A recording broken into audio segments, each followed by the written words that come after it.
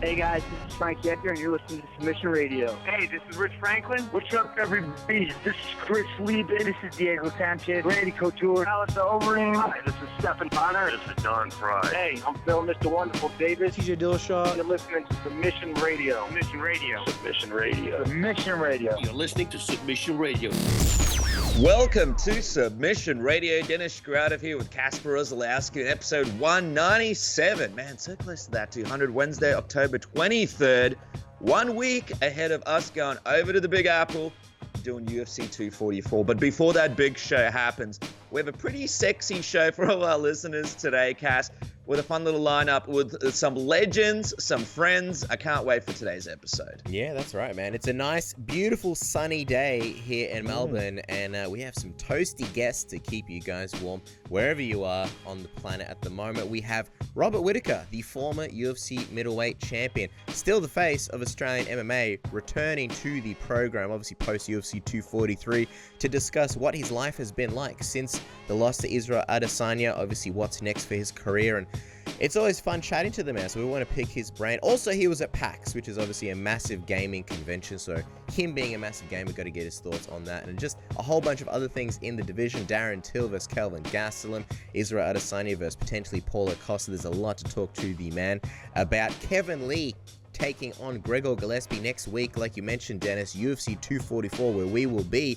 This is a crazy fight. I mean, the entire card is just super stacked, but Kevin Lee and Gregor Gillespie, holy crap, this is very important for the lightweight division, and lightweight is where he's returning to straight from welterweight, so there's a lot to talk to Kevin Lee about. Ben Sosoli, who will be kicking off this episode, obviously, man, this is his third straight fight ending in controversy against Greg Hardy this past weekend at UFC Boston in Halergate. There was his performance as well, so we want to speak to him about that and a whole bunch of other things with Ben Sosoli. And then another guest returning to the program, Dennis, right? Robbie Fox coming into town, coming to the show. Excited. Yeah. A New York resident himself, man. Yeah. Really excited to speak to Robbie.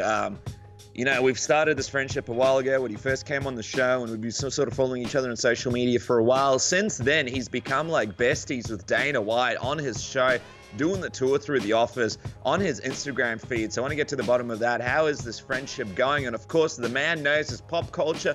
The man knows his WWE. The man knows everything when it comes to comics and movies. So I want to weigh in on that. And also, apparently, a few sneaky theater masturbation stories from back in the day when he wanted to watch the Polar Express and Zero Dark 30. Not him! Yeah. People in the cinema. So, dude, I mean, Cass, you and me have been in cinemas. Right?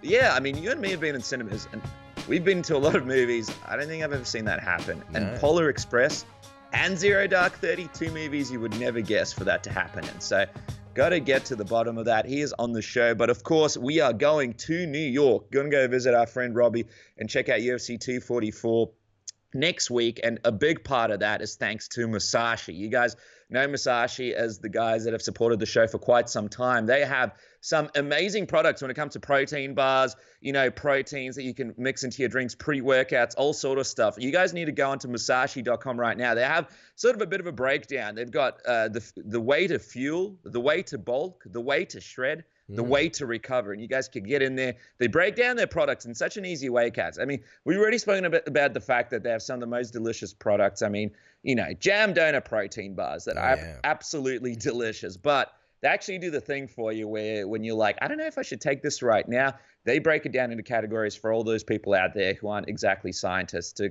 explain what needs to be taken when. And if you go to Musashi.com right now, you can do the Be My Calculator where you put in your gender, age, height, weight, fitness level, goal, and you can calculate sort of what you need as well. So they make it easy for you. They support one of our guests today, Robert Whittaker, of course. They support MMA and they support Submission Radio. Of course, check out Musashi.com, Cass. I cannot wait for us to get over to the Big Apple and rep Musashi. Oh, dude, it's going to be so fun. On those grueling media days when food is scarce and I need to hit 200 grams of protein a day, those protein bars come really, really in handy. I'm taking this one also where it's like nighttime aminos, BCAAs right before bed. So it gives you those essential amino acids, but also helps put you to sleep. I think it's like passion fruit flower extract or something, so it helps me catch some Z's and have, you know, the sweetest of sweet dreams. And there's these other pills, I think they've got like zinc and magnesium and things to help promote testosterone, you know, building in the body, which is good, you know. Testosterone makes me a happy man. for those cinema wanks. No, just kidding.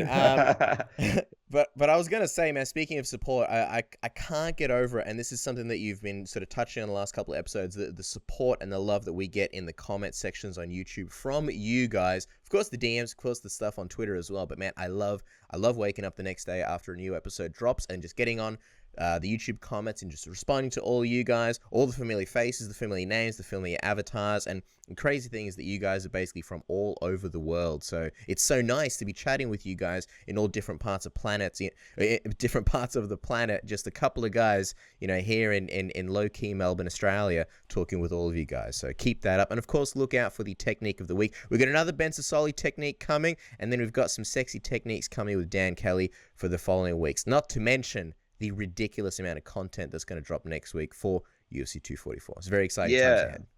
Dude, I think I love that you brought that up, because we do get a lot of people going, hey, like, it's fight week, but how come we're not getting it in the podcast feed? Just a quick reminder to all of our new friends and listeners that are listening to this outside of YouTube.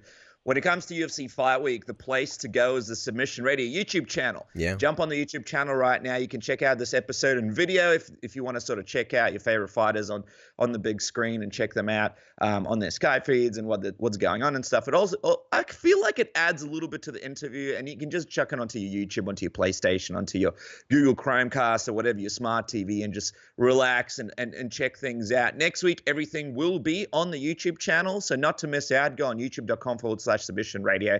You jump on and subscribe right now. Join us for this adventure that we're going to have. We have a ton of content like Casper has mentioned. And also, straight out of Melbourne, just a couple of local guys like you, fans of the product. We do have the T-shirts out right now, straight out of Melbourne. You guys can get yourself some limited edition Submission Radio T-shirts. Rep the boys. You don't have to be from Melbourne to rep them, but you can wear them anywhere. Check it out. It's available now on the Submission Radio Teespring shop. And if you have any issues, you can always message us through social media, get some advice, get some thoughts. Me and Casper run those accounts, and we respond to you ourselves. So we've had some great conversations with a lot of great Submission Radio friends and family through that too. But Cass, you mentioned this man on the program. You mentioned his techniques of the week. I feel like he was on last week. The Inhaler Gate happened, and now we have to have him back on the show. He is on the line, and I believe you're about to introduce him. All right, guys. Our next guest made his UFC debut against Greg Hardy last weekend in a controversial fight at UFC Boston. He joins us now on the show to make sense of it all. The Combat Wombat himself, Ben Seki Sosoli. Welcome back to Submission Radio, man. 2 weeks in a row. Can't get enough of you, man. Thanks, man. Good to be on the show, guys. Yeah, so Ben, before we get to the fight, tell us, what was your Boston experience like leading into the fight with the team? Did you, Jimmy, and Dan end up having any adventures on the side before or after your fight with Greg? We went around, had a look around Boston, like MIT, Harvard, went to South Boston.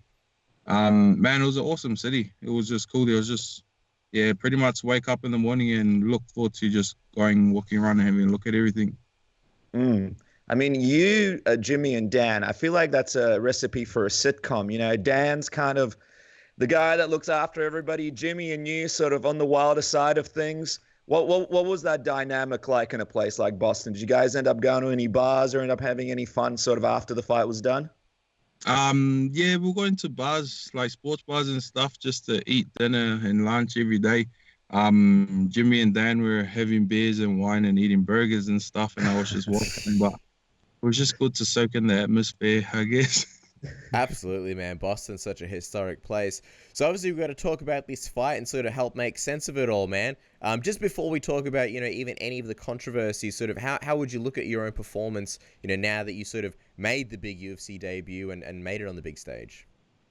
Man. So, my performance was pretty extremely subpar. Putting it nicely, man, we worked so much stuff. I worked so much stuff for that fight. Drilled over and over with Dan, with Sam Greco, Jimmy, all the guys at the gym.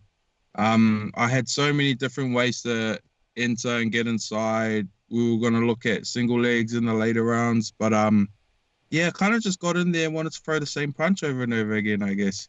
So, the worst thing was just because, like, I had probably 3 weeks to train for that fight, but I had 3 weeks of training twice a day at least, properly hard sessions, and it was the best that I'd felt before a fight. And yeah, looking back, I'm just gutted because it just looks like I'm the same fighter when I'm like myself, Dan. We know that I had so much more to offer in that fight, but I just kind of got all excited, and I just everything went out the window, and I just ignored what Dan was telling me to do. So yeah, I'm not very happy with how I fought. Well, I think you got a lot of fans with the social media post that you put up on Instagram the other day, a hilarious caption with you. It's a photo of you sort of walking into the octagon or getting ready for the octagon, and the caption is "Feeling cute. Might not listen to my team and throw the same punch 50 minutes later on." And by the way, this is actually a combo that we know a little bit because you did a bit of a similar video for us for the technique of the week, where you were sort of showing people how to get a knockout. You kind of did a bit of a similar combo, a bit of a similar lead up. Tell us, why were you so set on throwing that punch all fight? Was it one of those things where like you got close and in your mind you believed eventually it was going to land before the fight was going to finish? What was it about that combo? Yeah, I think personally for that punch I kept throwing just because I saw it come real close a few times, and as the fight was going on, I wasn't getting tired at all. I was still fine, real light on my feet, and I knew Greg would be slowing down. So landing knockout punches is not about power or anything. It's just all accuracy. And when you're only centimeters away, then I know that he only needs to slow down a little bit, or I just need to be 1 centimeter closer, and then it'll land, and then he'll have that look on his face, and then his eyes will go inside and stuff. And I kind of just got set on just landing that punch. So I guess that's why I kept throwing it. And sort of still on the fight itself, I guess one of the things that people noticed was that Greg in general looked a lot better than he has in the past, a little bit more composed. Did anything surprise you about Greg at all during that fight? Oh, actually, yeah, everything about him surprised me. He was a lot more composed. He looked like a much better fighter than he had in all of his performances I've seen, which was weird. And he was mixing up stuff, feints, kicks, throwing different punches, moving around really well. So the only thing that I did expect was him to kind of back off quick, but I didn't expect everything else in his game. He was a lot better of a fighter that night, which was, he's like a freak athlete, so he's obviously going to pick stuff up, but then just goes to see how much he has been actually trying to learn to be a real fighter, not just kind of try and come out and just bully people all the time. It was a mind-blowing change compared to his last performance. So I think you definitely got the right sort of idea with his athleticism, being able to look like that after the last fight. But early in your fight with him, it looks like he gave you an eye poke. It kind of looked like, was that the reason why your eye began to swell? Was it the eye poke? And how much of an effect did it have on you in the fight? Yeah, so I got both these black eyes are both from eye pokes the whole time. Just because he was posting off every time I would come into exchange. So I would come in for an exchange. He would either try and counter and move, or if he would just move out, counter, he was just posting off, and his fingers kept going into my eyes. But I'm not gonna quit a fight because I'm getting poked in the eye, especially after being on the other end. But a lot of people keep saying that's just karma. That's karma for me poking someone in the eye. I get it back in my next fight. Are you kind of disappointed though? Because I mean, it's not really your job to have to control that. It's kind of the referee's job, and he didn't really get pulled up for these eye pokes too much, or if at all, throughout the fight. He wasn't being told to put his fingers in. He wasn't being given any warnings. Do you feel like, that was a bit frustrating for you from that perspective? He did get warned once from the ref, but man, do you see how tall that ref is? I don't think he could see at the same level as us anyway. Like long term, I'm like, you can kind of say all the stuff like, oh, but this happened and that's why I couldn't do this. But I fought shit, man. I was meant to fight a lot better than that. So I'm not going to take anything away from how poorly I fought. Well, then obviously the biggest controversy from that fight came with the inhaler in between rounds. Were you aware that happened as it was happening in real time? No, I wasn't. I was too busy getting in trouble from Dan while that was all going on. So when Dan gets angry at you, you kind of just want to look at the ground and just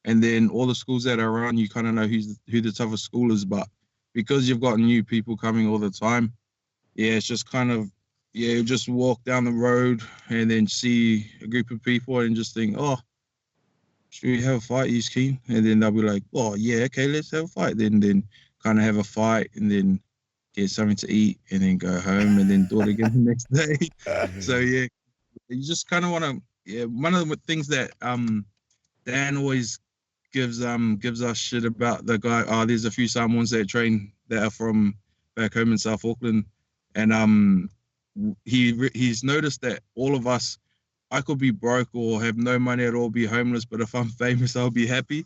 Just because growing up is kind of more important for everyone to know who you are than anything else. So, yeah, it's a bit weird. So I'm trying to make sure I can be a bit more smarter than that now. I love sort of, getting into this, mentality, because the Kiwi and Samoan culture is a fascinating one. But you're saying, like, when you would go and fight these people, there wasn't actually any bad blood. You didn't dislike these people. There's no beef. It was just kind of like, hey, it was like a mutually agreed, like, let's fight. Yep, we got nothing better to do. Let's just do it for fun. And then did you say you would eat with these people later on all together? Yeah. So, like, it's like people react differently to get into a fight. Like, it's just normal flight or fight response. So you've got guys that will get real worked up and then they'll just be going off like, oh, fuck you, let's go, blah, blah. And then you'll get guys that just chill, that just want to fight like me. But then after the fight's done, shake hands, kick back, go get some drinks or go to a party, go get a feed, up to you. But yeah, so it's pretty normal, like seeing people getting hit, throwing punches at people. Yeah, it's just a normal part of life. Wow. We'll let you go in a second, but I am just curious, sort of going back to the UFC. Greg Hardy obviously going to be fighting Volkov in Russia now. Just curious if you had to sort of see how that fight goes. What are you expecting from that one? It'll be good to see him fight such a good guy. But hey, I mean, I landed a few shots on him, so if Volko knocks him out, then pretty much I pretty much did that for him, so I made it easier for him if he knocks him out. But it'll be good to see him get challenged a bit more with someone that's gonna have a wider game plan than I had. So yeah, I'm excited to watch the fight. Like you ask any fighter, if they fight someone and lose to someone, they're always invested in watching that person that beat them just to see how they go. So I can kind of see how I would match up against these people as well.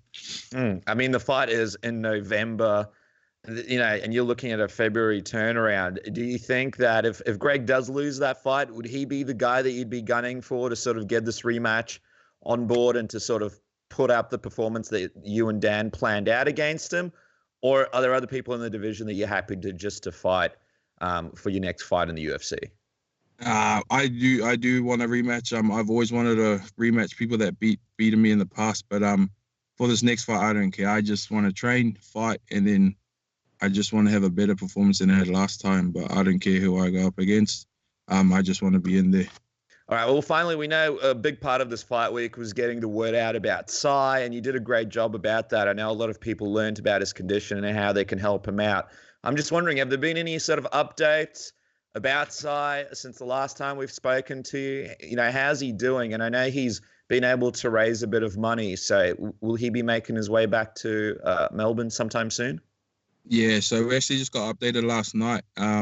He's back on life support again. So he's still breathing on his own, but he had started to struggle a bit from what we got told.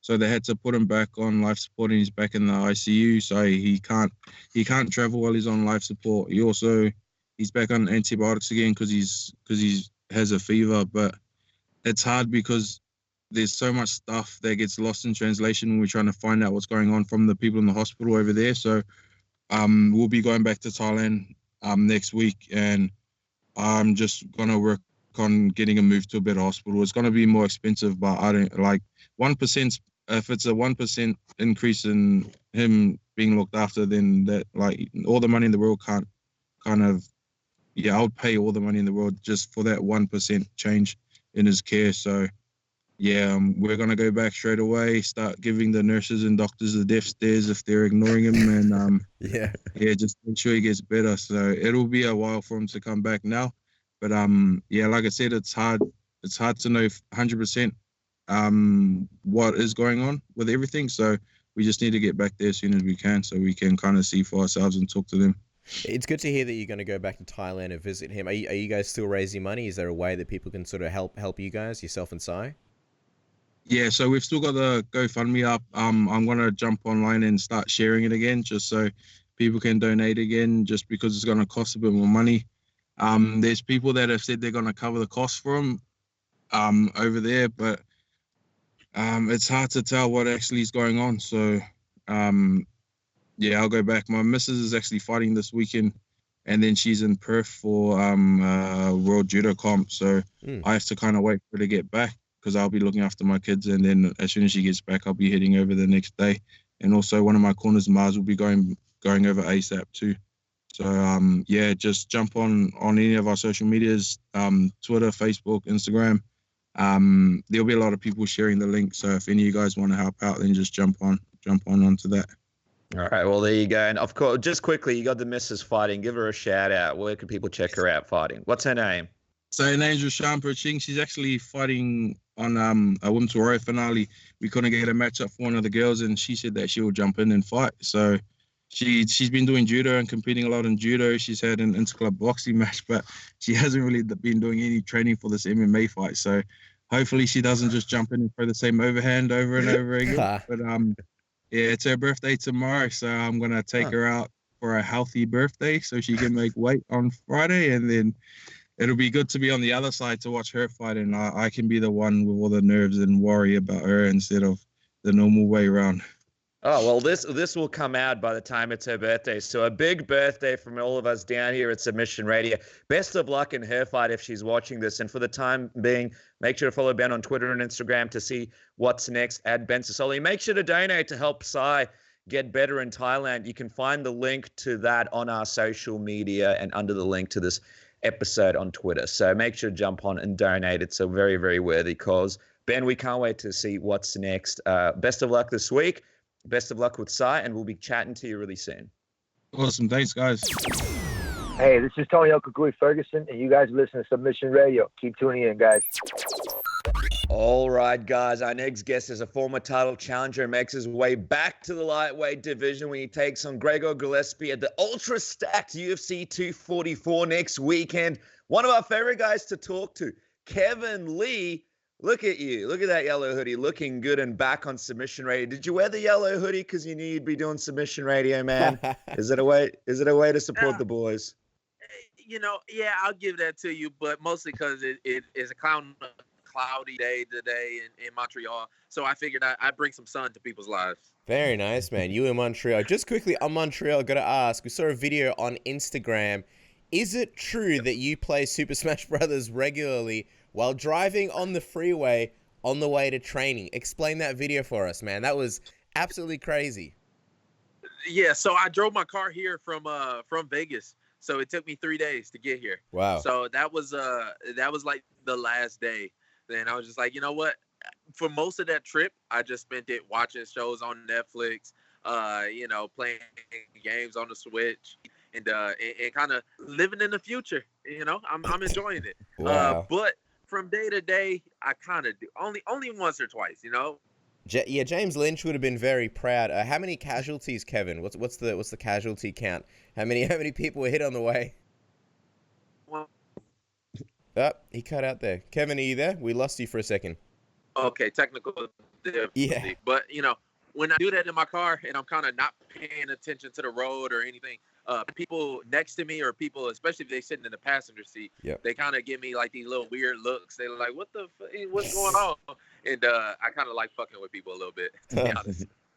I think the big question is, have you played Smash Brothers with GSP and the other guys at Tristar yet? And are you the best in the gym? I think that's what we want to know. Nah, I haven't. When I go there, it's strictly business. I come home, I get my games in, and then I go back. Not yet at least. We warming up to each other.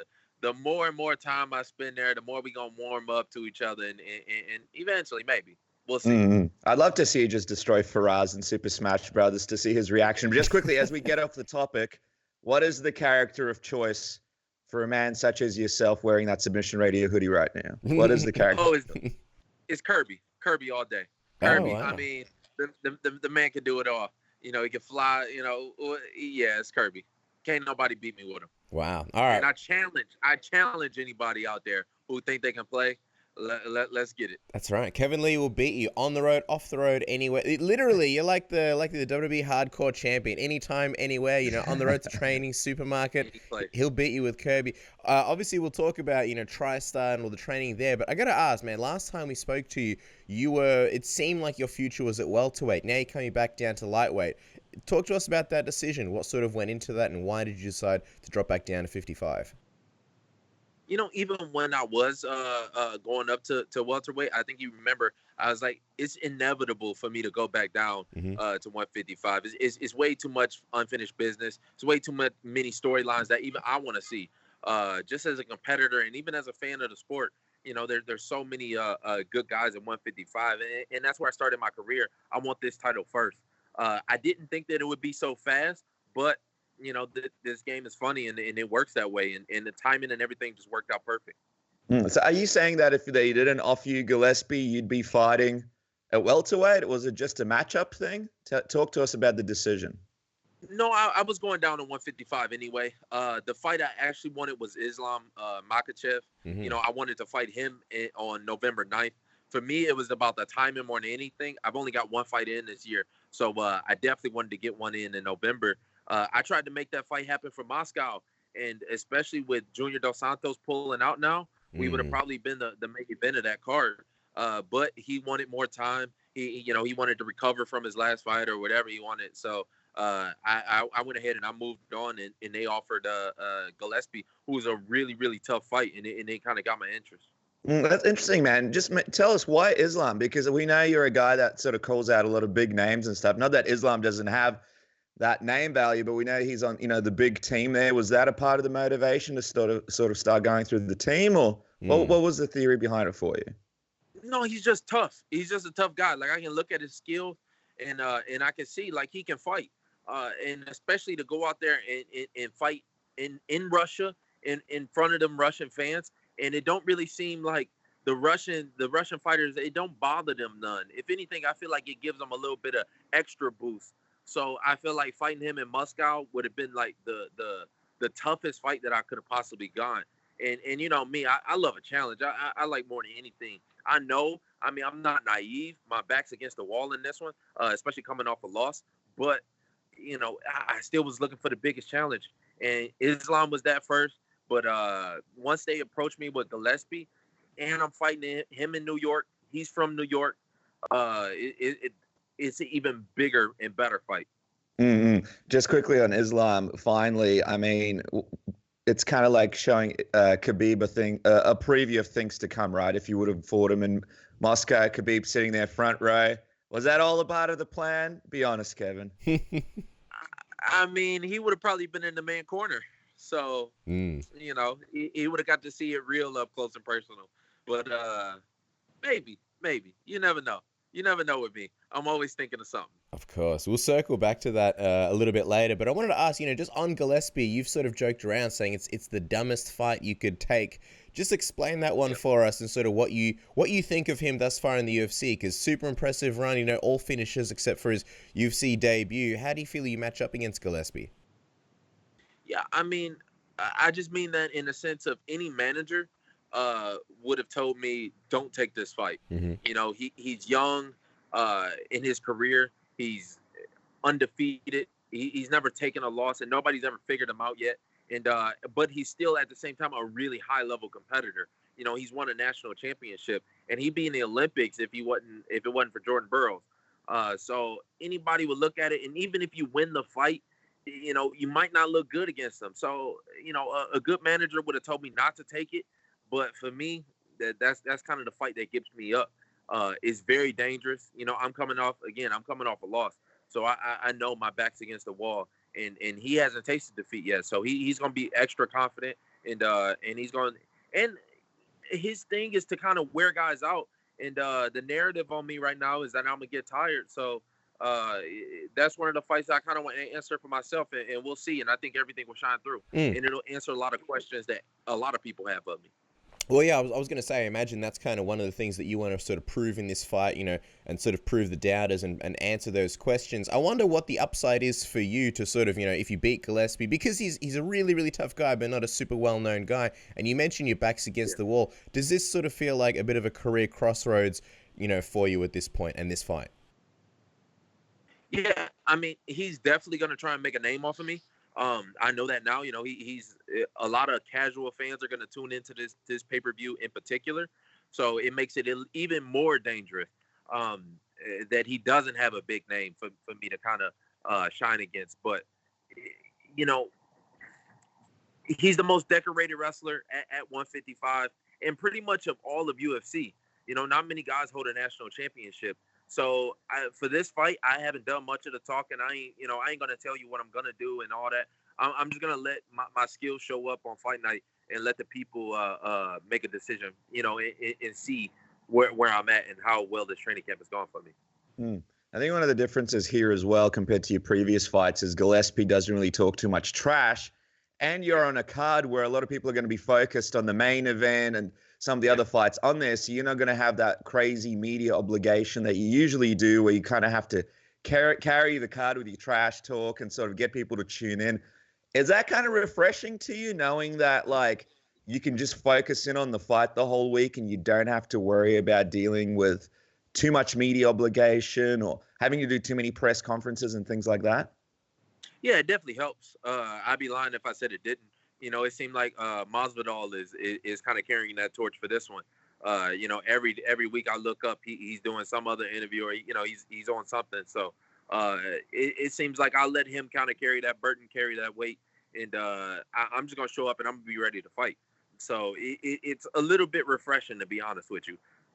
Either way, I think my name and my stock is always gonna get bigger and better after each fight. And that's the only thing I'm looking forward to. You mentioned Tristar, obviously, at the top of the interview. How much of an effect would you say training there with guys, like GSP, like Faraz Sahabi, Rory McDonald? We even saw Tyron Woodley was there. How much of an effect would you say that's going to have on you heading into this fight? How many differences do you think we'll see because of that? Yeah, it's huge. I feel like every week I'm getting better and better and better. And regardless of what goes down, I feel like coming out here has made me a better fighter. And having that guy, having Faraz in my corner, I feel very, very confident with him. Just to be able to listen to him and just sometimes you just got to shut up and do what you're told, So it's kind of been that for me a little bit. And I feel like on fight night, I'm gonna let that shine through. I think people will see a lot more, a much more matured me. And somebody who's really got my back and who really knows what they're talking about in the corner. And I feel like those things will shine through. Who will be in your corner, just quickly? Is it going to be Faraz and GSP? No, it'll be Faraz. And then I'm still, of course, keeping Dewey Cooper and my youngest brother, Keith Lee, is to be in my corner too. So, everybody's still back in Vegas. I still got so much love for, and they still in my corner too. Just because I'm out here working with a new guy, it don't mean that I get rid of everybody else. My team is still my team. We just add. We never subtract. That's awesome. I know a lot of people would have been like, come on, GSP. Come on, fly down to New York, be in Kevin's corner. I want to get your take because you're around the guy so much. What do you think about these constant rumors popping up and Dana White saying that he'll now reconsider making GSP Khabib, if Khabib really wants it? This is kind of like the carrot that's been dangled in front of everybody for quite a long time now. Yeah, I mean, being close to him and seeing it, I could definitely see him fighting again. He's a competitor at the end of the day. He doesn't need to by any means. I think his career and everything is so solidified. I think even for fans, for casuals, even for himself, the man's a legend. But when I'm seeing him, I can still see that competitor in him a little bit. That he kind of wants the taste for himself. So he still wants Khabib, right? Yeah, I think so. If it's gonna be a fight, it's gonna be one like that. Me and him, now we got like a friendly competition going on. It's gonna be who can get to Khabib first, I guess. So either he's gonna get him, and I'm gonna help him out, and I'm gonna be part of the training camp and give him my skills, or I'm gonna try and get that W first. So we'll see how this whole thing play out. I think the funny thing is people are sort of talking about GSP's age and if he's getting too old to fight a guy like Khabib. I mean, you're in the room with him. How's his movement going for a guy that's 38 years old? Is he still looking like the GSP that everybody knows and loves? Yeah, I think he still got it. If I'm looking at him, for sure, he still got it. He can still fight. And his experience, I think that's going to be one of the biggest things that's going to play into this. The experience and the size. You know, just because even if he does cut back down, he's got so much experience fighting bigger guys at 170 and now at 185 too. I think that's just going to stack too much in his favor.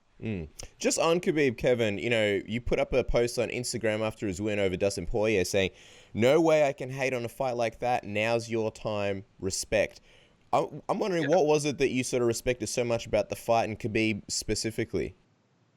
Yeah, I just saw that fight being a lot tougher than what it was. And his poise going out there, he stayed relaxed, he stayed calm. Even fighting in front of his hometown, where usually that gives guys a little, you know, they start smelling themselves a little bit, and he didn't. And you know that's something that's been against me. So I had to give it to him, and I got to give him respect for it. And you know, I'm never a hater. I'm never. I'm always gonna call it like I see it, and that's the way I saw that one. It is a big motivation of me going back down to 55 because there's so many good fights, and Khabib is one of them. And after that fight in particular, I had to give it to him. So feelings changed towards Khabib now? I mean, are you a little bit more of a supporter, or was it just a one-time thing after watching a fight like that? Be honest with us, Kevin. Look, there's respect, but then I'ma still whoop his ass at the end of the day. Come on. I can give respect and still I'm a competitor, and that's what I'm looking for. And you know, I still don't dig the way they've run his career. You know, Ali is a very smart dude. He's kept him away from the right guys. Not many people talk about that. You know, everybody kind of wants to get on McGregor for kind of ducking and dodging people, but at the same time, Khabib has done the same thing. So in them cases, I don't give no respect, but his fighting style, I definitely got to respect. But I'm a competitor. I'm coming after his ass. I'm just curious, Kevin, who would you say has sort of, I guess, eluded Khabib, or who do you think, you know, his management may have steered him from throughout his career? I'm curious just to sort of hear your take on it. It's just, you know, people have a very short memory, and they forget that, you know, for one stretch of his career, for like 3 years, the man only fought once or twice, and you know, kind of dipped and dodged his way up through the top 10. You know, when you taking these fights, like I will, I mean, I'll take a stupid fight like this. You know, I don't think, again, Ali is one of the managers. He would look at Khabib trying to take this same fight and say, don't ever fight a guy like Gregor, especially before he gets to the top. And me, like, I don't know. I just don't look at it the same way. So I don't feel like put in my same position that he would do the same thing. And he didn't, and he kind of showed that. But that's all. That's all on him and his career. Obviously a big fight coming up in New York for you. Another big fight happened in Australia not too long ago, Kevin, when Dan Hooker beat Eli Quinta here in Melbourne. I don't know if you saw that fight, but, you know, and I know you got your hands full with Gillespie in November, but Dan's looking for a big opponent to headline a card in New Zealand. I mean, if things go to plan, is he a guy that's on your radar now? Is a guy that you'd be interested in sort of taking out of the division after that performance? Yeah, when is the New Zealand card?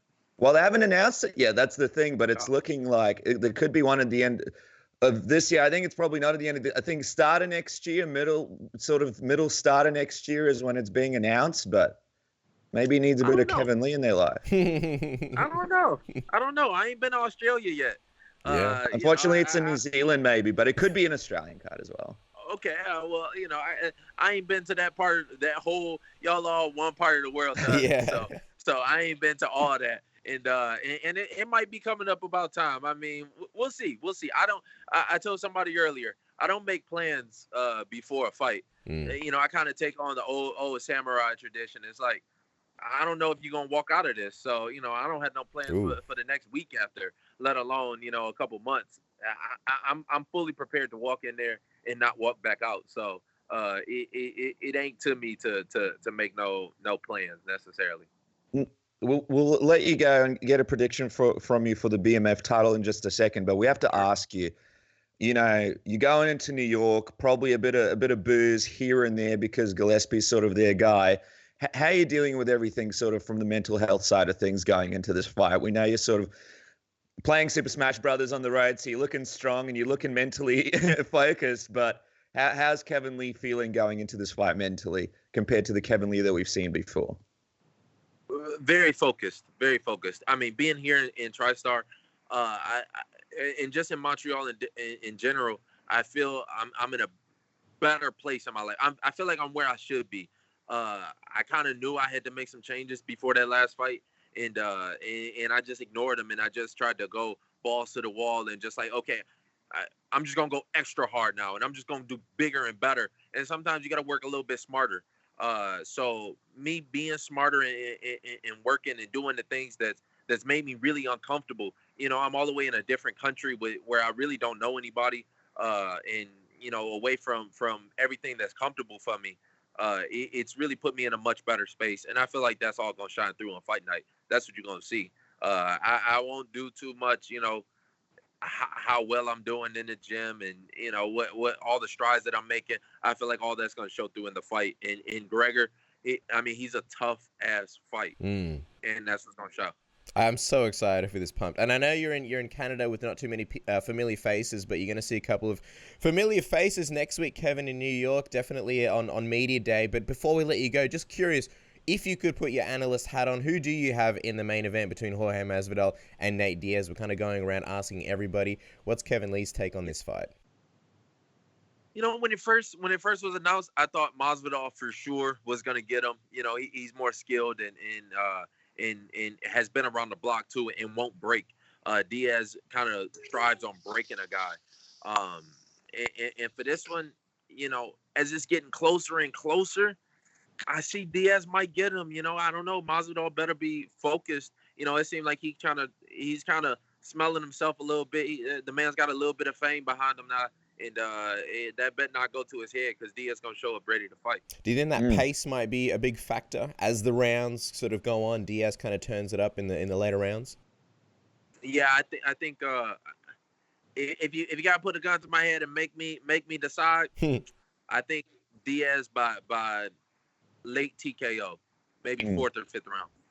I mean, it doesn't hurt the fact that this is a division that Kevin Lee may potentially be down and fighting for a BMF title himself. So it doesn't hurt. But just while we're talking about you, I know you're not talking trash, but we want to get excited for this fight. What is your prediction for your fight next week at UFC 244 with Gillespie? I feel like it could be one of those sneaky fights that kind of steals the thunder from the card that a lot of people don't expect. Yeah, I mean, we opening up this main card. This main card got everybody on it can headline a pay-per-view. So it's going to be stacked. And I'm going to go out there and I'm going to put on a show. Right out the gate, Gillespie's a good wrestler. But right out the gate, I'm going to show him this ain't no wrestling match. I'm going to hurt him. And I'm going to land way more punches than he going to land. I'm going to land way more kicks. And I might even land a takedown or two in there. So I feel like I'm going to put on a complete performance and show people what I can do. And remind everybody who was the future at lightweight.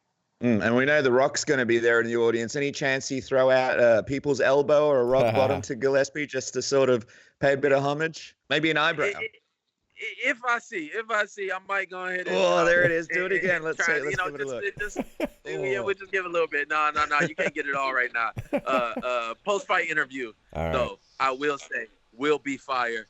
Just because I know I got to live up to The Rock's name. All right, we'll follow the man on Twitter and Instagram at Motown Phenom. Of course, check him out fighting Gregor Gillespie at UFC 244 on November 2nd in New York. It's going to be November 3rd here in Australia because of the time difference. Kevin, always love chatting you, man. Thank you so much for making time for us. Always appreciate it. My man, always. This is Chael Sonnen, and you are listening to Submission Radio. All right, guys. Our next guest took on Israel Adesanya at the monumental and milestone UFC 243 in Melbourne, Australia, just over 2 weeks ago when he headlined the most attended UFC event in history. He then went on to PAX to kick some ass in the video game arena, the former champion, But still the face of Australian MMA, the Reaper himself, Robert Whittaker, joins us here on the show ahead of this monstrous tour that he's about to take across Australia. Thank you so much for joining us, Rob. How are you this morning? Very good, guys. Thanks for having me.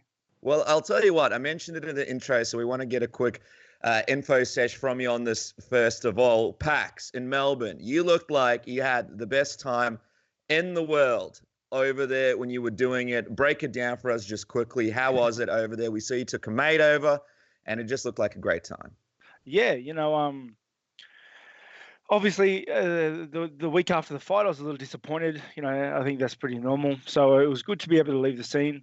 Going to PAX, I went to PAX last year, and I really enjoyed it. It blew me away with the culture, and honestly, it's like thousands upon thousands of adults that are acting like kids on Christmas. It's amazing, and everybody's excited for the same thing. And honestly, the culture and atmosphere blew me away.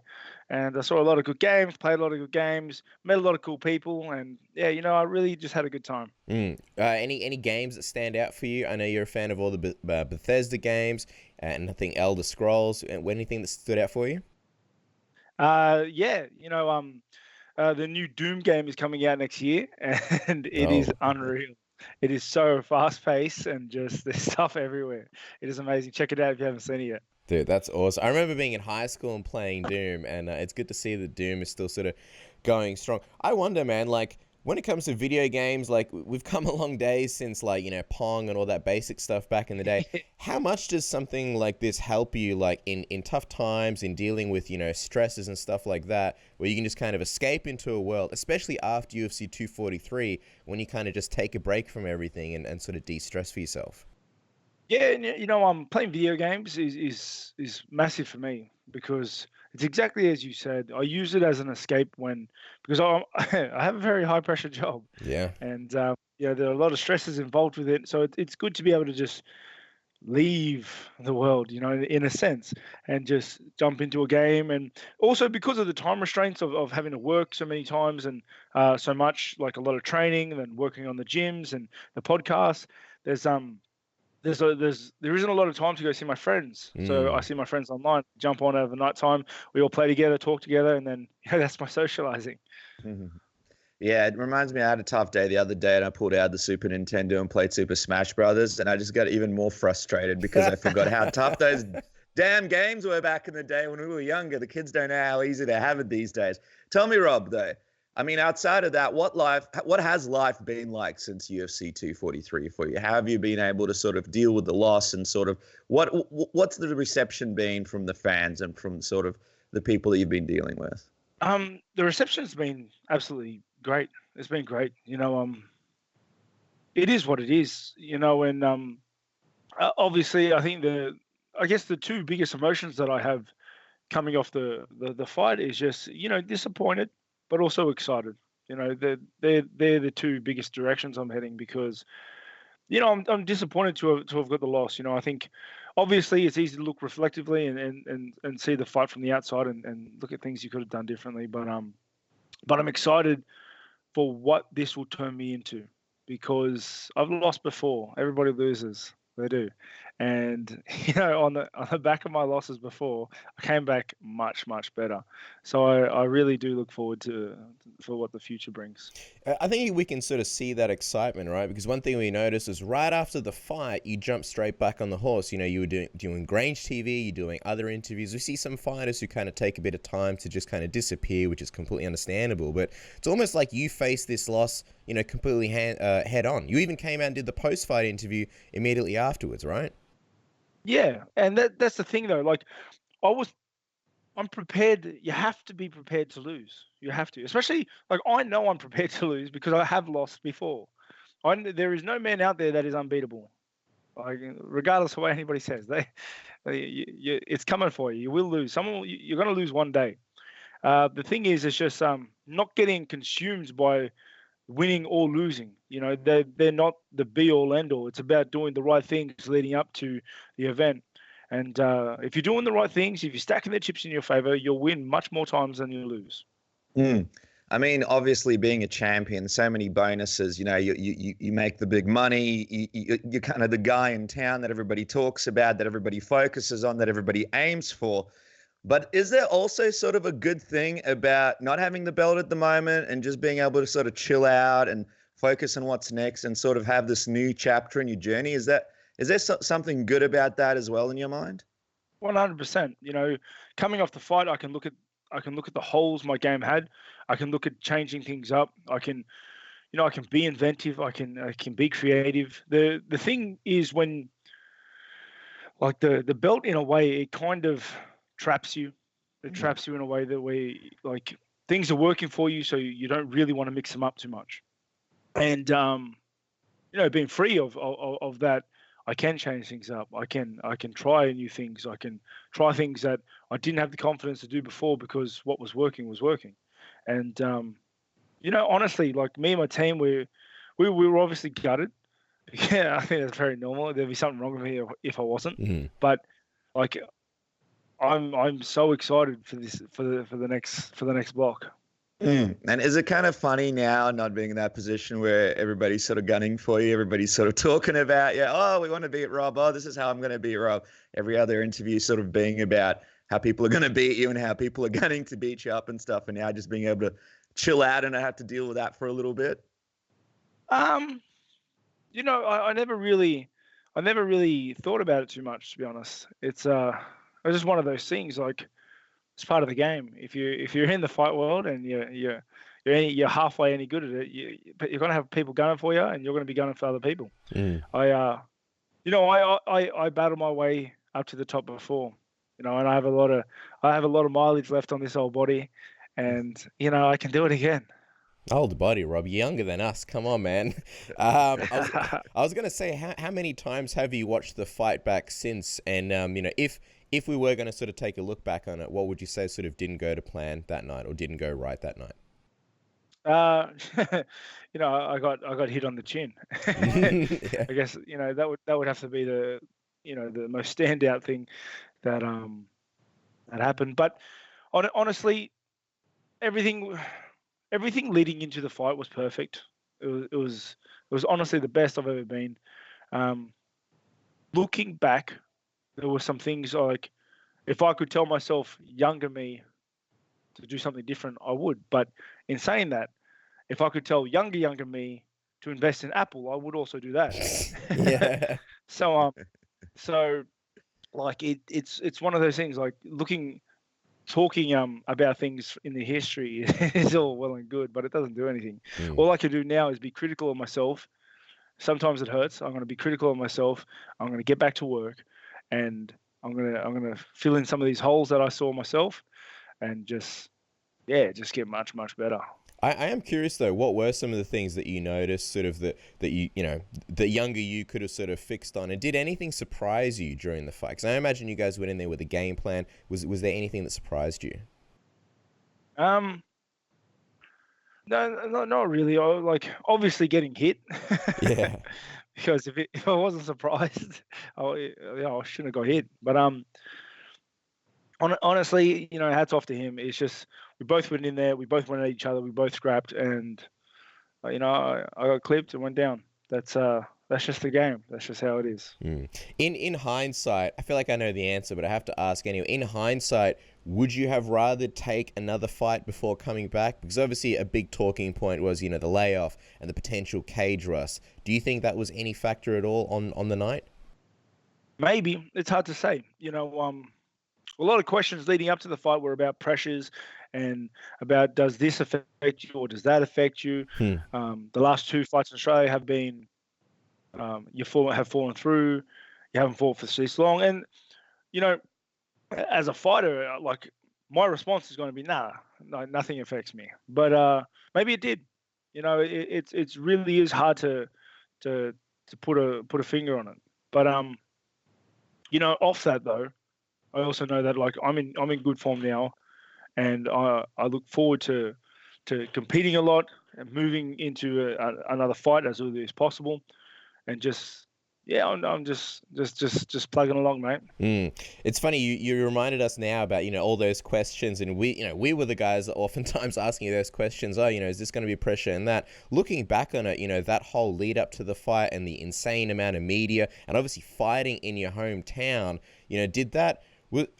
How did that weigh on you? Because I remember like Ronda Rousey, for example, like she spoke about, or she didn't really speak about it, but it seemed like doing all that crazy amount of media after that fight, she was kind of like, I'm not doing that, and I'm going to just focus sort of on training and stuff. Did that weigh on you at all? Just the insane lead up to the fight? I don't think it weighed on me as much as just everything else, such as just like the last two fights in my home country fell through. I hadn't fought for so long. The last time I tried to fight, I had to go get rushed to hospital day of. Like, and what I'm saying is, like, I'm sure it did affect me, but I can't say how much. So it's just one of like, I guess where I'm leading with all this is just that conditions weren't ideal, but they never will be. They never will be. And that's not an excuse I'm using either, because that's just the game. You have to be prepared to deal with that. And I did. And I got in there, and I took the fight to him, and I got clipped, and that's it. The rest is history. I'm also wondering, sort of before we get off it, one of the other big talking points was you opened up about how after UFC 234, you sort of went through depression and anxiety, and I think that's something that you were going through long before that. You're speaking to us today, and you seem in a great mood. You seem like you're in a great mood in Grange TV. I guess I'm curious what sort of place you're in now compared to after 234. Is it anything similar, or are you in a better place because you got to fight? Did you say I spoke about depression after 234, like the last fight? After the Gastelum fight, you said that after that fight fell through, you sort of went through depression and anxiety, correct? No, not really after that fight. It was after the second Romero fight that I kind of, had a bit of a spiral. Okay. Oh, okay. I got you. Yeah, because after the second Romero fight, it was obviously a very hard fight, which takes a toll on your body, which takes a toll on your mental, and I also got injured, and I really trying to train injured and having to be pushed back, having to push everything back because of your injury, and then come back into training in your rehab. It brings you down. It really brings you down. When I'm not training at my best, like I get down. But after Gastelum, it wasn't really too much of a downer because I had gotten there at least. I was upset. I was gutted. It left a real sour taste in my mouth, but I was hungry. After that, and honestly, I trained my ass off for the easy fight, and I got to the easy fight, and although the results weren't what I wanted, it's I did all the right things leading in there, and that fight lit a fire in me. It's made me really, really hungry for the fight game again, and yeah, on the back of it, like I don't feel down or anything, because obviously I made sure I surrounded myself with good people before I was champ, but like my life's in perspective. I know what is important to me. I know that I'm doing the right things, and I know I'll get back there. Could you compare this excitement to another point in your career when you felt this excited about the future and what's coming up? I mean, every time you're a champion and you're defending your title, I know there's some excitement there, but is there a point in your career where you sort of felt this pumped up and excited about the future before? Yeah, after I beat Jacare. So it was like after I beat Jacare, it was kind of like a new block of my career, which was like top 5 opponents only, and then that sort of atmosphere, and now I feel like I'm there again, and I'm really, really excited. I'm a bit of a sentimental guy, Rob, and I was watching the extra footage from the fight, and for some reason, I don't know why, but there's this one point after you lose where your wife runs up to the octagon and tells you that she loves you, and it's just such an emotional moment, and you could just see that point, like everything was okay for you because you knew you had your family there. I mean, what's it like having your family to help you through these kinds of times and be there for you? I mean, it's like for me when I was watching that, I don't know if you've seen the footage back because the UFC have just sort of released it, but it's almost like Adrian and Rocky or something. Run up to, you know, it was very, very similar, man. What was that moment like for you when she ran up and said that to you? I mean, to be honest, I'd like to think that my perspectives. That's my son trying to get in. I'd like to think my perspectives are pretty clear, you know. And like a big thing for me is that I wouldn't. It's not about how much they help me get through, because obviously they help me get through those moments, you know, of hardship. That's, you know, they're the best at it. That's what they like. They can do that. The biggest thing for me is that I wouldn't be there without them. Like I wouldn't have gotten that far. I wouldn't have made it into the octagon. I wouldn't have made it to the championship fights. I wouldn't have got the belt. Like my family is my drive. They're my everything. Perfect timing, right? Your son's at the door and you're talking about how they drive. Couldn't be more poetic. That's all right. I was gonna say, just on a sort of side note, I know you're a big anime fan. Just wondering what you thought of Israel Adesanya when Bruce Buffer was introducing you guys. He sort of did put the homage to Death Note. Did you see that? And I'm wondering if there was a part of you that kind of had appreciation for that, just because you are such a big anime fan. I didn't see it. Are you familiar with Death Note? Yeah, I am. Well, that's basically what he did. He sort of wrote your name down, you know, as the Death Note when Bruce Buff was introducing you guys. Yeah, no idea. You know what the good thing with that is, though? Next time if you guys have a rematch, you can try and beat him to it and Death Note him before he Death Notes you. Just to get. I get. Yeah, funny things like that don't matter. Of course. You're welcome. You're welcome for that corner advice, by the way, Rob. There's some Death Note counters from Submission Radio. Just quickly, though, I mean, right now it looks like it's going to be Costa versus Israel for the title. When you look at that fight, I mean, you've been in there with a guy like Israel. I don't know how much footage you've been able to see of Costa, but who do you think wins that fight? A lot of people sort of lean heavily towards Israel there. It's hard to say. It's very hard to say. I think like Israel's very good. He's very good at picking people apart, especially when you know, he has the advantages in reach and length.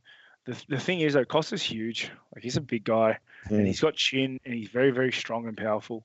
And but he does fade off. You know, like it's hard to say. I can see both guys winning at different points. Like Costa can certainly, if he gets in and lands one of his big hands on him, he's gonna do some damage. But I can also see Israel picking him apart for 5 rounds.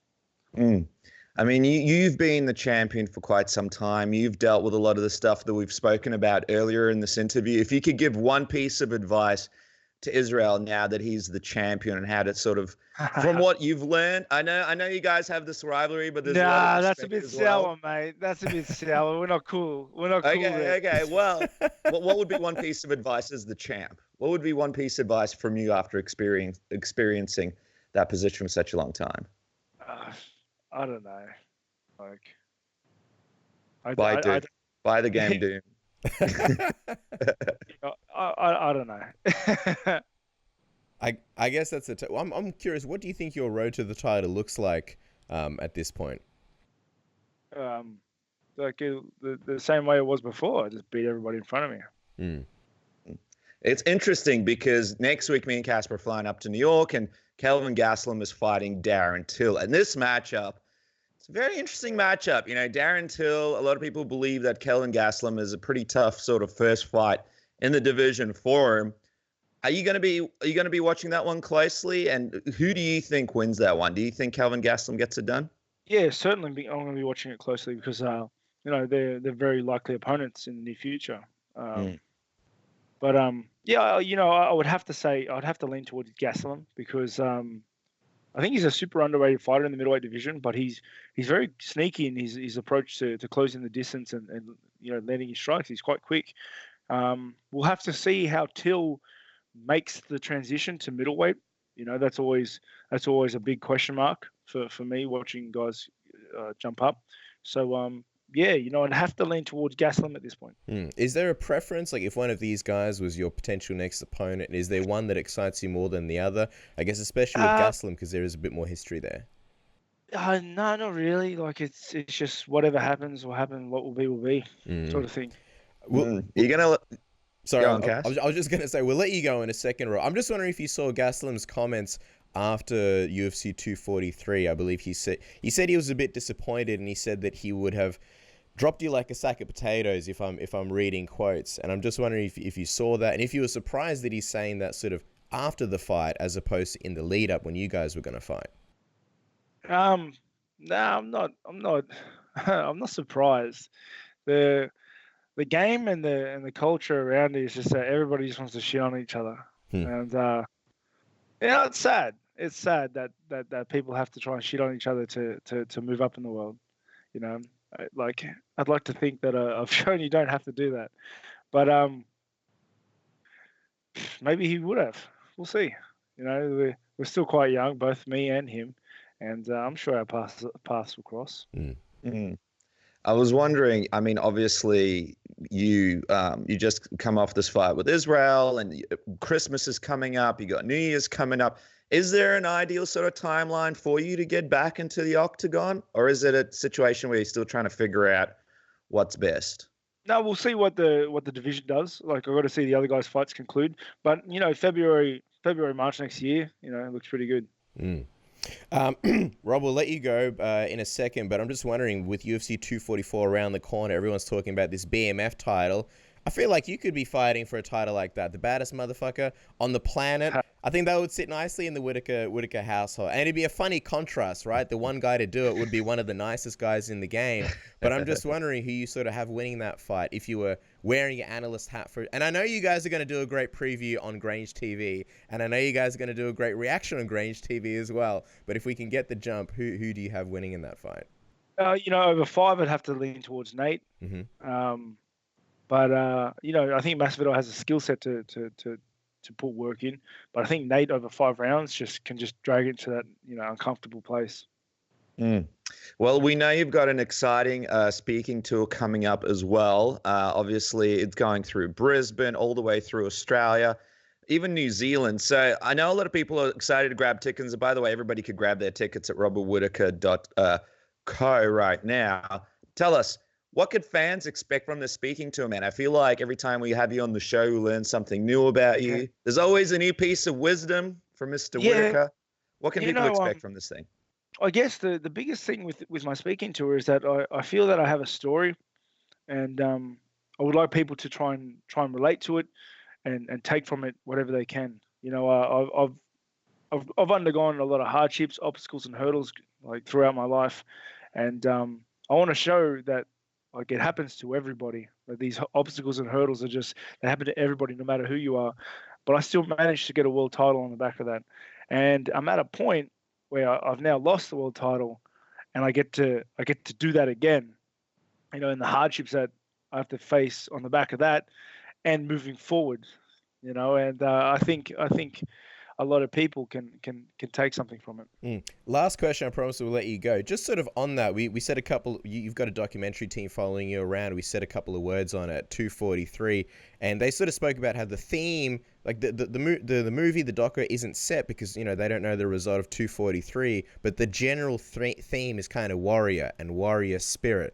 What would you want your legacy to be? Because I feel like a lot of guys sort of talk about, you know, being the greatest, being the champion, but I almost feel like you've sort of got a different legacy that you've got in mind about, like you mentioned, sort of overcoming adversity and things like that.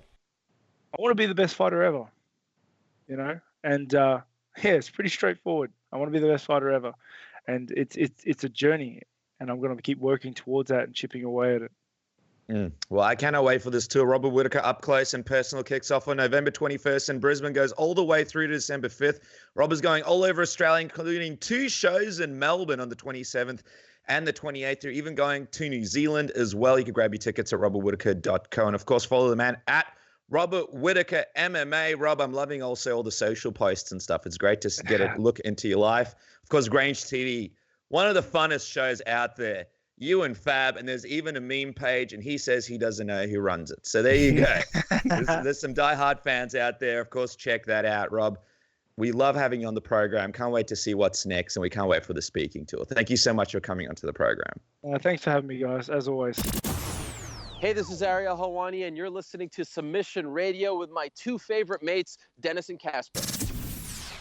It has been a crazy week in the MMA world, so we thought, who better to get on the show to break things down than the man who knows his WWE, who knows his UFC, who knows his pop culture, and much, much more. A man who was interviewed by Dana White on his Instagram live feed. A man who has been killing it with his own show on Mondays called My Mum's Basement from Barstool Sports. I am talking about Robbie Fox. Welcome back to Submission Radio, man.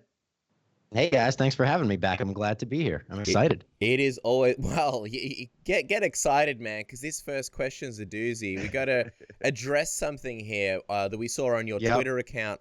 First and foremost, you said that when you went and saw Polar Express and Zero Dark 30, some dude was jerking off in the theater, just having a cheeky wank. Yeah, I don't think it was the same dude, but yes, this is true. So yeah, separate I guess this dudes, was a story. two separate movies. This is in response to a Joker movie, by the way. This isn't just random things that are tweeted. Set the scene for us and tell us this story. Who were these theater masturbators that you saw? So the first one, the Polar Express one, I'm not sure who this guy was, but I was obviously very young. I'm 21 now. When the Polar Express came out, I want to say that was around 2006. Oh, wow. I was, around 8 years old. I went with my mom, and I didn't know that this was the case until years later. I was told this story because I was too young to realize what was going on. But apparently the dude right behind me and my mom, he was whacking it, and my mom blamed it on my sister because she was like, she told my sister, if you would have came to the movie theater with me and Rob, then I could have went and complained, but she didn't want to leave me alone with the masturbator. It was a whole thing. And then years down the line, me and my sister went to see Zero Dark 30, movie about SEAL Team 6 killing Osama bin Laden. And some homeless guy just walked in halfway through, started cranking it himself. So I think him, I don't know, he might have just been doing it he found a warm place to crank it and he did it. The other guy might have had something seriously wrong with him. Yeah. Do you imagine it was a bear fetish for the first movie, or just the sound of Tom Hanks's voice that sort of did it for this guy in the first cinema?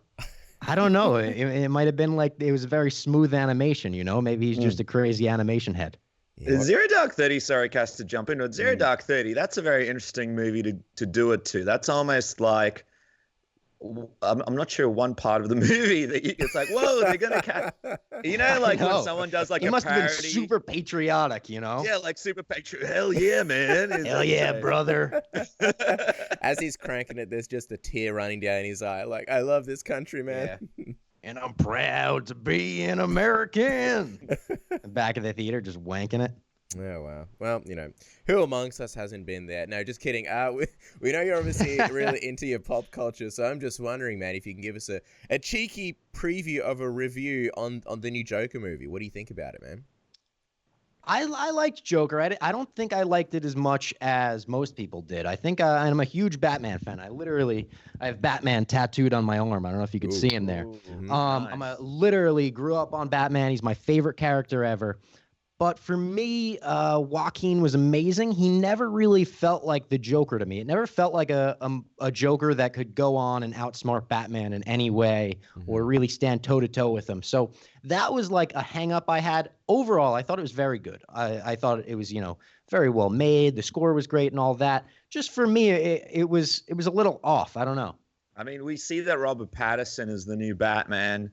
Controversial. I mean, me and Casper, we're big Batman fans ourselves. So we were sort of discussing it amongst ourselves, and I've discussed it with a bunch of people. It's always very different opinions on this. What are your thoughts, your initial thoughts on the fact that, Robert Pattinson is the next guy to do it?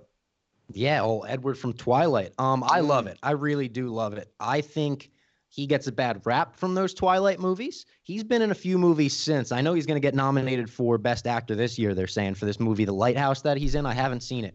But 2 years ago, in 2017, he was in a movie called Good Time. I thought he gave the best performance of the entire year. I think he's a tremendous actor. And if you listen to the Twilight commentary tracks, it's very clear that he was not a fan of those movies either. So I like Robert Pattinson as a guy. I also like the fact, and this isn't my own thought, I kind of stole this from Twitter, but somebody said, so you're taking a kind of weirdo rich person that might have a dark side, and you're putting him in the role of Bruce Wayne, a weirdo rich person with a dark side. Yes, that's going to work. And all of the other castings they've made, I thought I think are awesome. The Zoe Kravitz as Selena Kyle and Catwoman, Paul Dano as the Riddler, Jeffrey Wright as Commissioner Gordon. I think they're all really good casting, so I have a lot of faith in it. I feel like, with his bits, there were bits out of Twilight when he was trying to make that character work, and I almost feel like he went to a little bit of a Bruce Wayne vibe just to make it work. And over here at Submission Radio, we've got some rankings. I have some personal rankings for some of the Batmans here. I'm going to rattle them off to you, and then I want to get your thoughts, right. Robbie. My number 1 is Michael Keaton. My number 2 is Christian Bale. Number 3 is Val Kilmer. Obviously, the movie wasn't great, but there was something about Val. I think they could have done more with it. What is your top 3 if you had to do it? If I had to do my top 3, all right, I got it. I'm going to go number 1, Christian Bale. He was my Batman. He was the one I grew up on. The Dark Knight's my favorite movie of all time. It's right there with The Empire Strikes Back for me. So Christian Bale, but all due respect to Michael Keaton, who I would put number 2. Batman Returns I actually prefer over 89. I think he's incredible in that movie. So I'll go Christian Bale, Michael Keaton, and number 3 I'll go Kevin Conroy, the voice of Batman from Batman the Animated Series. I'm a huge fan of that whole series. I think he is the voice that I read when I'm reading comic books. I hear that voice in my head. So I got to give respect to Kevin Conroy with number 3. And just going back to the Joker, and we won't rank these because it's just too complicated, but what do you make of people trying to compare this Joker to Heath Ledger's Joker? I think it's kind of an unfair comparison. 2 different kind of movies in my mind. Totally. I think so too. And that was kind of my point about, why I didn't think it was a masterpiece like people were calling the new Joker a masterpiece. It didn't really feel like the Joker to me. It feels weird to even compare. It feels more natural to compare like even Jared Leto's Joker, who I wasn't a huge fan of, to Heath's than this one to Heath's. Heath is my all-time favorite. I think that's like my favorite performance in any movie ever. As Arthur Fleck, if you're like, is Arthur Fleck compared to Heath's Joker? I would say Fleck is, maybe a better character, but he gets so much more screen time. I mean, I don't think there was a second of that movie that he wasn't on the screen. So absolutely, I think it's tough to compare. Yeah, no, absolutely. I think you brought up some really good points there. Now, there are a few MMA-related things to talk to you about, but first, we see you and Dana White have become pretty close, man. Obviously, it's crazy, man. Dude, out of everybody that people would be like, hey, who do you think Dana White's going to be best friends with? I'd never think Robbie Fox would be the Dame. And no disrespect to you, but, he hangs out with these ass kickers and these crazy units. You did a good interview where you did a tour of his office. It was really, really interesting. And I loved it because people were screenshotting the walls of the office, all the upcoming fights, trying to circle things happening. Then he interviewed you on his Instagram. I mean, how did that come about? I mean, it's a pretty crazy friendship. It's an insane friendship, and nobody is more taken aback by it than me. I promise you that. This is how it came about. Seriously, I just got a DM from Dana White on Instagram at like 3 p.m. and he said like, "Hey Robbie, can you hop on my Instagram live later for like 5 minutes? I want to ask you about the fights." And I was just like, yeah, of course I could. It's crazy, but like, he follows me on Instagram too now, and I post some of the dumbest stuff in the world on Instagram. Like, it's like me in my pajamas in the middle of a grocery store at 3 a.m, and I'm like, "I'm coming for your snack aisle. Like, you better watch out." Like, just dumb stuff, me and my friends. And he'll be like the first person to like it every time. I don't understand it. I'm very welcoming of it. I love this friendship that I have, but I don't know where it came from. I guess Dana likes me. I don't know. You're a likable guy, Robbie, so I think you can pat yourself on the back there, and it's pretty understandable. But obviously, while we're talking about MMA and while we're talking about that list and names that circled, obviously, the hot name in the sport is now Israel Adesanya. And I feel like you're the perfect guy to talk about this because, he's into his comic book stuff, he's into anime, and all sorts of other pop culture. It's kind of unprecedented level where he's kind of rattling off quotes constantly. How would you compare him to sort of some of the previous stars that came before him? I know that a lot of people like to compare him to Conor McGregor, and that's understandable in terms of their rise in popularity. But I feel like, and Pete Carroll of MMA Fighting said this, he's kind of the new school, the new version. He's what's in right now, and he's a little bit, I would say, arguably more in touch with, what people are into, memes and everything like that.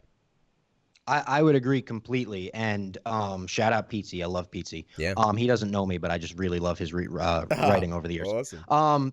But I think he very much is the new school in an interesting way. Like, Israel Adesanya is plugged into things that are cool in the culture right now that, like, I don't even know about. Like, I saw recently he went on the Flagrant 2 podcast, which is a super like cool person podcast. One of my friends Kazim hosts it with Andrew Schultz. It's a really good show.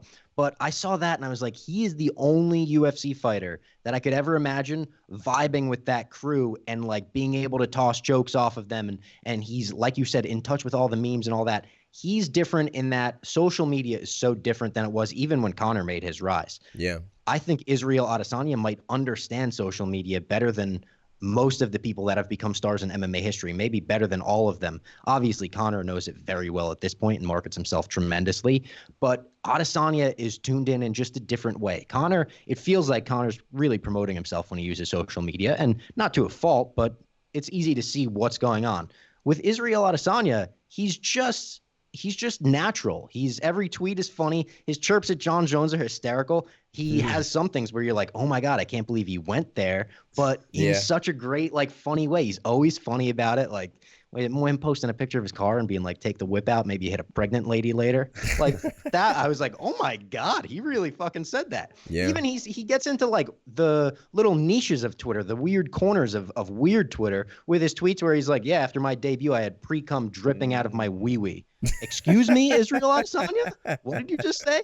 So yeah, I think he's just like, he's part of this new, he's not, I'm sure he's a millennial, not Generation Z, but he feels very Generation Z in the fact that he is, like PT said, the new school. I think he's very relatable. And I think a couple of other notable moments. I saw one interview where he was on a podcast and he spoke about faking it with girls. He's like, yeah, I've faked it before. It was hilarious. It was like, it reminded me of like Kramer in Seinfeld, and also in the UFC Embedded when he jumped off that building and he said, oh, this gets your heart pumping like a John Jones pre-workout. So I feel you on the parts where, he goes there, and I think it's very real. And I think that's one of the things that people like about him, that he says what a lot of people are thinking. I'm wondering, how that helps for his overall sort of marketability in terms of growing him as a star, because like you mentioned, like he's got this niche and he's going on podcasts that maybe other fighters wouldn't go on. But then again, I guess to become like a mainstream superstar, you have to do these massive broad things in a sense, right? Like if you I'm not saying this hurts him in any way, but if you're appealing to say like a lot of people on Reddit and underground forums and stuff like that, how does that translate to eventually becoming a major superstar one day? I don't know if it necessarily translates like one for one, but I think the stuff that he's done in the octagon itself, like take away the fighting, his entrance against Whittaker, that insane, that dance routine, it was one of the coolest entrances I've ever seen in the UFC, maybe the coolest, because there really isn't many theatrics going on during those things generally. Stuff like that, stuff like him doing, the weird cartwheels or flips or whatever he does with the anime beforehand, the Death Note. I'm not sure about all that. Obviously, that is, though, it's tuned into like the Reddit, like you said, the forums, the underground MMA fan. But I think the general MMA fan also watches that, the casual fan, and is like, what is he doing? This is awesome. This is unlike anything that I'm seeing. And then when he does fight, he's obviously super exciting as a fighter, which adds to his appeal more than absolutely. I'm just wondering, though, he mentioned the whole thing about the Marvel Universe, how he wants to be a part of it. Chris Hemsworth, by the way, was sitting in the front row in Melbourne when he was saying that. And we know they're shooting the new Thor movie in Sydney next year in Australia. But if you had to sort of pick him for a role in Marvel, what hero do you think makes sense for him if you were sort of to cast Israel in a hero role? What hero makes sense for Israel? This is an interesting question that I haven't really thought of. And I know Chris Hemsworth is actually a pretty big UFC fan. He's been cage side at a bunch of events, and I see him all the time because I follow him and Dana. So whenever Dana posts something, he's always one of the first likes to show up. So I'm always like, oh shit, Thor's watching the fights this weekend. It's interesting that you guys knew it was shooting in Sydney. You guys should try to get like an extra role in the movie. It'd be awesome. I think Dennis is halfway what there. I'm thinking. Oh, wow. What I'm thinking is you put Israel Adesanya in a new movie that's coming out. It's in the Phase 4 slate. Shang-Chi and the Ten Rings. Shang-Chi, maybe. And I don't know much about this character, but I know that he is the martial arts superhero. He's very much, his fighting style is very karate and Bruce Lee-like, apparently. So I would make him like a villain in that movie. He showed some heel tendencies in the build-up to that. So maybe like create some sort of villain for him. I don't want to assign him to a specific character because he's such a crazy personality that I think you really like use that. You use Israel and you use him as who he is. And I think you make him a villain in that like crazy combat sports superhero movie. Wow. Can you imagine that? That would be I mean, in all honesty, I think there should be something done with Israel in that kind of capacity, but it's got to be done right. Right, Robbie? Totally, yeah. I think the thing with Israel is he's sort of a part of, a group of culture on Reddit and Twitter and people that are really into their pop culture. And if it's done in a shitty way, like, Ryan Reynolds with the initial Deadpool or something, people are going to flip out over it. So it's got to be done. I think there's more pressure with him. So it'd be interesting to see what happens there. Just quickly, as we look into his future, and this is something we've been talking to people about a lot as well, if he had to pick his next 3 opponents to sort of really catapult him into being that huge superstar that we know that he could be in the future, even bigger than he is now, give us 3 opponents and locations as well, if possible, that you think would take him from the star status that he's got now to that superstar level that we see like a Conor McGregor at. And let me just remind you, Robbie, obviously John Jones is kind of the obvious one, but, his coach was throwing at Stipe Miocic, and his coach would prefer Stipe over John Jones. So what do you think the next 3 look like? That's insane to me. Yeah. That's insane to me because Israel is, I don't know, he appears to be a skinnier dude in the division. Obviously he's big. He's not skinny he's not me skinny, but it's like, really, Stipe? Like, are you serious? Because I would like to see, obviously you do the Paulo Costa fight next. I think that everyone wants to see that. So there you go. Have that. Maybe do that in America just to make him a bigger star here. I don't know. Sorry, I'm being greedy, guys, but that's all right. I think you bring it to America. It's a star-making event for him here. After that, I think you do the John Jones fight. I want to see the John Jones fight. I know it's obvious, but I'm like, get to that while they're both still undefeated. John Jones, I know, isn't, but he is. Do that while they're both undefeated, while you have oh my God, we're going to have this legitimate super fight. And then after that, just on that, would that be at Raiders Stadium, Robbie? Would that be at Raiders Stadium? Oh, yeah. Raiders Stadium. Will that be built in time? When is that going to be done? That's true. I don't know, but I don't know the logistics of it, but it would fit his timeline. Fuck it, yeah, let's get nuts. Because because Israel keeps saying John Jones Raiders Stadium 2020, right? So it's like if he fights Costa, let's say that happens March in Vegas, takes a few months off, like middle of the year, late in the year, like it would fit the timeline. And if Israel's predicting things the way he normally does, this could happen. So let's say he does that, he beats him. I'm gonna make a weird call here, and I don't know how you guys are gonna feel about it. And a lot of things would need to fall into place for this to happen. But I would love for Darren Till to go on some kind of crazy run where we get to that just for the rivalry. I would love to see those guys shit talk each other before a fight. But they love Till each other. Versus Adesanya. There's all this respect. They compare but each other to you know that Vegeta. Adesanya would turn it on. He would turn it on. Yeah. I think he would when they're put in front of each other, especially let's say he beats John Jones. I think at that level, I think you're just like, all right, I'm the baddest man on the planet and I'm out to get everybody. I would like to see those two. I'll tell you what though, I love it because you go the first two, something that maybe people would look at, but then you do the Darren Till, and that is why Robbie Fox is the man that Dana White calls on Instagram instead of Submission Radio, because that is not something that I thought about. And I guess the run would start next week for Darren Till if he does beat Kelvin Gastelum. He would really need to. He would go. Dude, if he beats Kelvin Gastelum, he would absolutely be on a new trajectory that like people haven't even thought about because no one's given him a chance. So it's going to be absolutely fascinating. But in the meantime, this weekend, Ben Askren takes on Damian Maia to decide who the best grappler in MMA is. It's kind of like a nicer version of the BMF title. Who do you think wins this fight? The gentleman's title.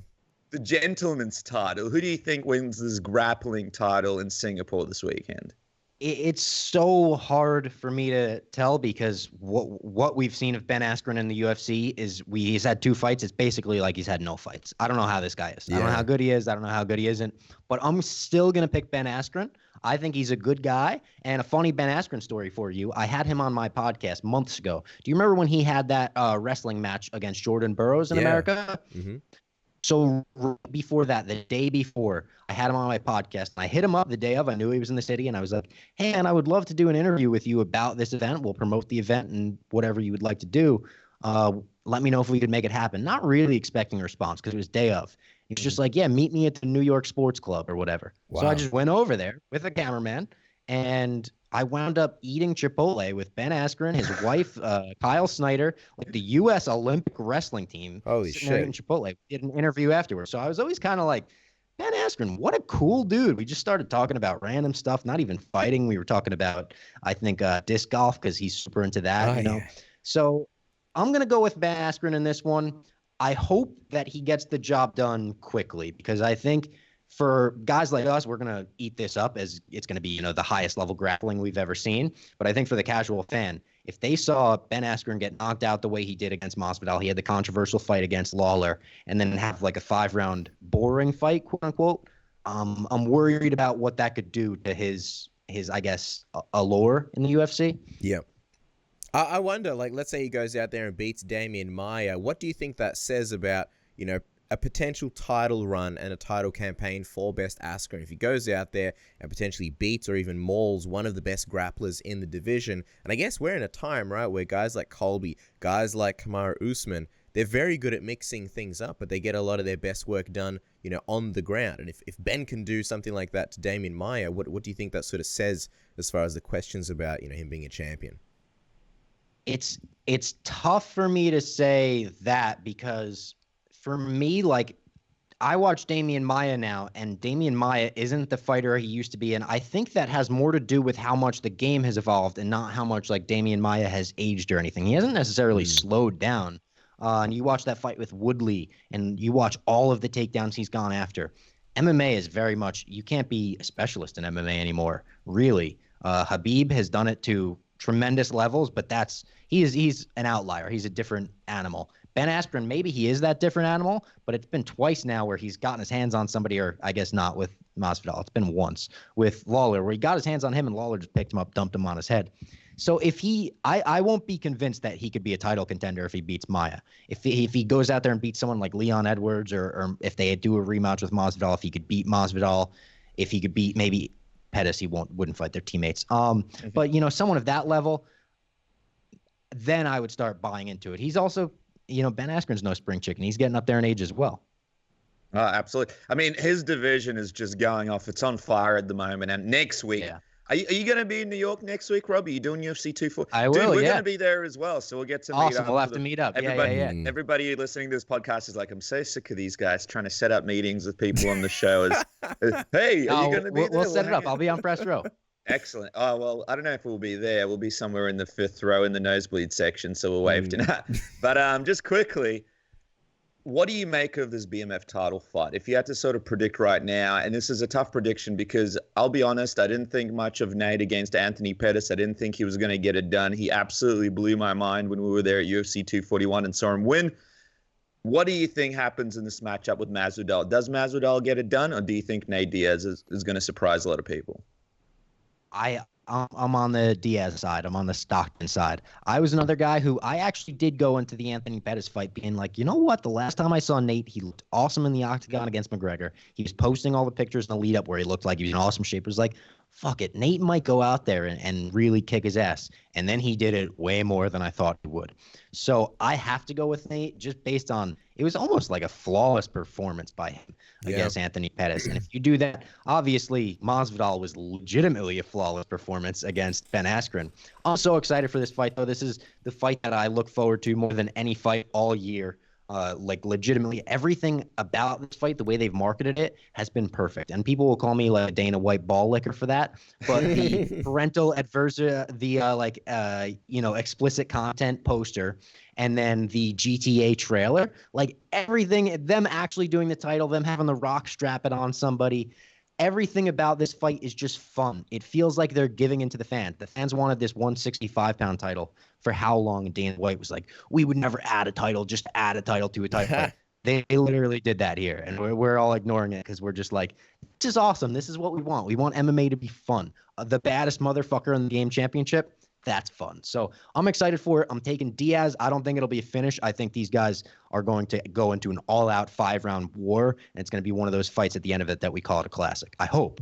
Dude, I love it because, and every time we speak about this fight, just quickly, it's like, oh no, we'll see what happens. And you're like, it's 5 rounds. And you're like, hell to the, yeah, you know what I mean? It's not a 3-rounder. But yeah, it's going to be fascinating. I mean, the organic things are happening this year. Israel Adesanya, Robert Whittaker, now you got these guys fighting each other. Usually we'd wait for like 3 years for these guys to match up. So it's absolutely fantastic. Just quickly, we mentioned the WWE in the intro. We see Kane and Tyson Fury are in the WWE. As we wrap this whole thing, Robbie, if there was one UFC fighter right now on the roster who you'd like to go into the WWE next, who do you think is the guy to get it done that would excite you the most? I'm not going to go answers Connor. He seems like everyone says Connor. So I'm gonna go. Let me think about this for a second. All right, you know who?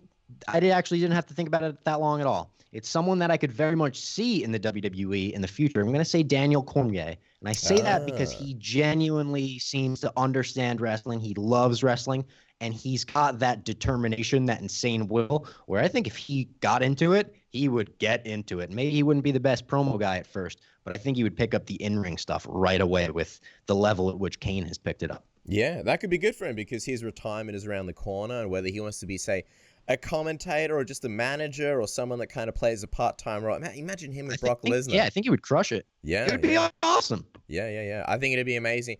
Robbie, we could chat to you for hours, but you know what, man? We'll save it for next week in New York at UFC 244. Follow the man on Twitter at Robbie Barstool. And, of course, Mum's Basement drops on Mondays in the US and Tuesdays here.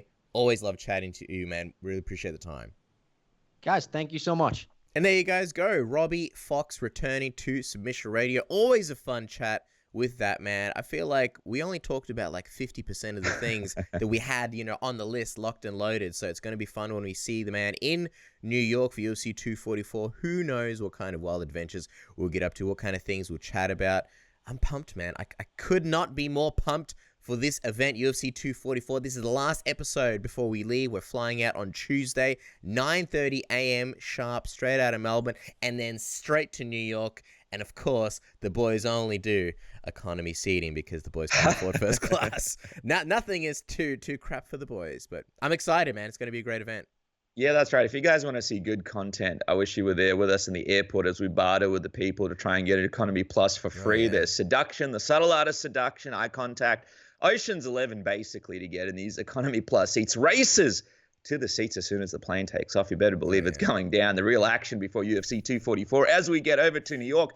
And all our friends and that's the real badass motherfuckers right there, stepping on women and children to get that empty row so we can get just a couple of hours of sleep. Oh, we're like George when there's a fire. They're like, aren't you ashamed of yourselves? Well, that's just the way Submission Radio does. But we're like, who will lead if not us? The clown? Yeah. Him? Yeah.